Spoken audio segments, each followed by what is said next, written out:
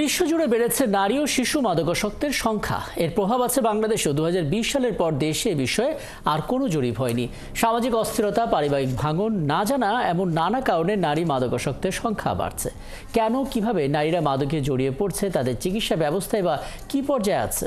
দেখুন নারী মাদকাসক্তদের নিয়ে শাহনাজ শারমিনের 3 পর্বের ধারাবাহিকের প্রথম পর্ব।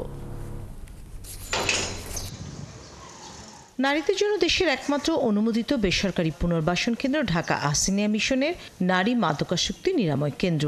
নারীদের দ্বারাই পরিচালিত হয় এই প্রতিষ্ঠান।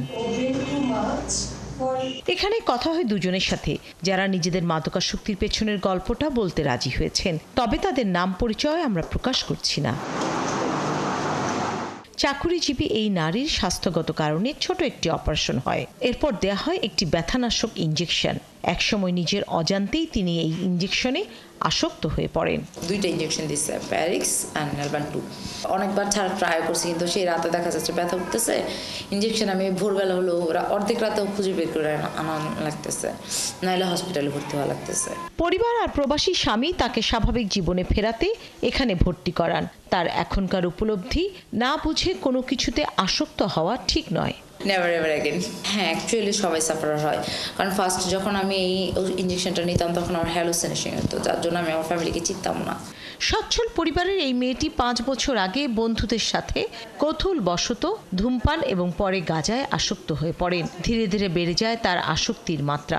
তখন 9-এ পড়তাম, তো ফ্রেন্ড সার্কেল নর্মালি সিগারেট খেত, ওরা আমিও ট্রাই করলাম।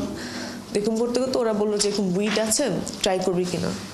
পরে ট্রাই করছি, ওইখান থেকে ভালো লাগা কাজ শুরু করছে, টাইম পাস হতো, একটু রিল্যাক্স লাগতো। পরিবারে জানাজানি হলে বন্ধ হয়ে যায় তার হাত খরচ। এরপর বাবার পকেট থেকে টাকা চুরি করে বজায় রাখে আসক্তি। এসব কারণে এইচএসসি পরীক্ষাটাও দেওয়া হয়নি। বন্ধুরা সবাই যখন বিশ্ববিদ্যালয়ে পড়ছে, তখন তার দিন কাটছে এই নিরাময় কেন্দ্রে। প্রথম সব মজা লাগবে, ভালো লাগবে, কিন্তু পরে আস্তে আস্তে নিজের যে কতটা ক্ষতি করে এটা পরে বোঝা যাবে। লাইফ থেকে একদম ডিসকানেক্ট হয়ে যাওয়া, ফ্যামিলির সাথে থেকে ডিসকানেক্ট হয়ে যাওয়া। এখানে সবাই কোনো না কোনো গঠনমূলক কাজে সময় কাটাচ্ছেন। যেমন চাকরিজীবী সেই নারী এখন বেকারির পণ্য তৈরির কাজ শিখছেন। তার স্বপ্ন স্বামীর সাথে বিদেশে গিয়ে এই প্রশিক্ষণই কাজে লাগাবেন। আর অন্য মেয়েটি নিচ্ছে এইচএসসি পরীক্ষার প্রস্তুতি। তারও ইচ্ছা নতুন করে জীবনটা সাজানোর। শাহনাজ শারমিন, 71, ঢাকা।